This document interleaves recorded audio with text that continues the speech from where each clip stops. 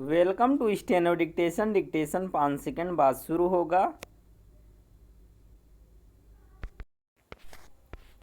Start. लंबे प्रचार अभियान के बाद प्रधानमंत्री नरेंद्र मोदी ने तमिलनाडु में कन्याकुमारी के स्वामी विवेकानंद रॉक मेमोरियल के ध्यान मंडप में साधना करने का जो निर्णय लिया उस पर विपक्ष की आपत्ति समझ से परे है। किसी विपक्षी नेता को यह लग रहा है कि प्रधानमंत्री के ध्यान लगाने के फैसले से मतदान के अंतिम चरण में भाजपा के पक्ष में कुछ प्रभाव पड़ सकता है, तो किसी ने यह सुझाव दिया कि उन्हें ध्यान करने के बजाय आराम करना चाहिए, क्योंकि 4 जून को उनकी सत्ता जाने वाली है।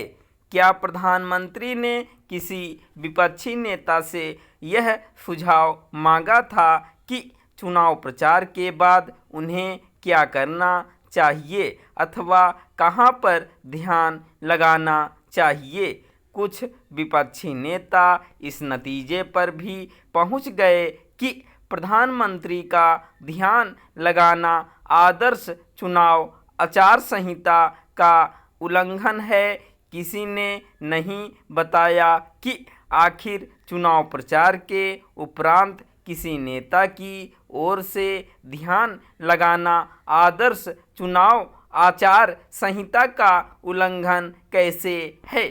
ऐसा लगता है कि विपक्षी नेताओं को प्रधानमंत्री की साधना पर अनावश्यक टीका टिप्पणी करनी ही थी और वह उन्होंने खुलकर कर दी। ऐसा करके उन्होंने एक तरह से प्रधानमंत्री का काम आसान ही कर दिया, क्योंकि उनकी निरर्थक आपत्तियों के चलते देश भर में यह चर्चा होने लगी कि पीएम के ध्यान लगाने से विपक्ष का ध्यान भंग हो गया है। यह पहली बार नहीं है जब प्रधानमंत्री ने किसी मंदिर में जाकर साधना की हो अथवा किसी अन्य पावन स्थल पर ध्यानमग्न हुए हों। वह अपनी आस्था को प्रकट करते ही रहते हैं और यह संदेश देने में संकोच नहीं करते कि प्रधानमंत्री होने के साथ साथ वह एक आस्थावान हिंदू भी हैं। वह पूरे विधि विधान से पूजा अर्चना करने के लिए जाने जाते हैं और यदि विपक्षी नेता इससे परिचित नहीं तो यह उनका ही दोष है। आखिर विपक्षी नेता यह कैसे भूल गए कि पिछले आम चुनाव के बाद भी प्रधानमंत्री ने उत्तराखंड की एक गुफा में लगभग 18 घंटे ध्यान किया था। इस बार वह स्वामी विवेकानंद के नाम वाले स्मारक में करीब 45 घंटे ध्यानरत रहेंगे। यह कोई छिपी बात नहीं कि वह स्वामी विवेकानंद के जीवन से प्रेरणा प्राप्त करते रहे हैं।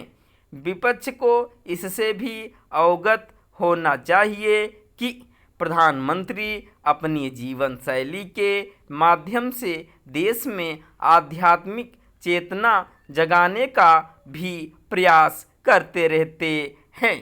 क्या यह कोई अनुचित बात है? प्रधानमंत्री की ध्यान साधना पर वही आपत्ति जता सकता है जिसे ध्यान की महत्ता का पता ना हो। ध्यान केवल मानसिक शांति का ही उपाय नहीं, बल्कि वह आध्यात्मिक रूप से भी एक प्रभावशाली प्रक्रिया है। ध्यान व्यक्ति को जीवन की चुनौतियों और संघर्षों के बीच स्थिर बनता है। अच्छा तो यह होगा कि भारतीय राजनीति में आध्यात्मिक चेतना का कुछ समावेश हो, ताकि वह कलह से मुक्त हो सके। स्टॉप।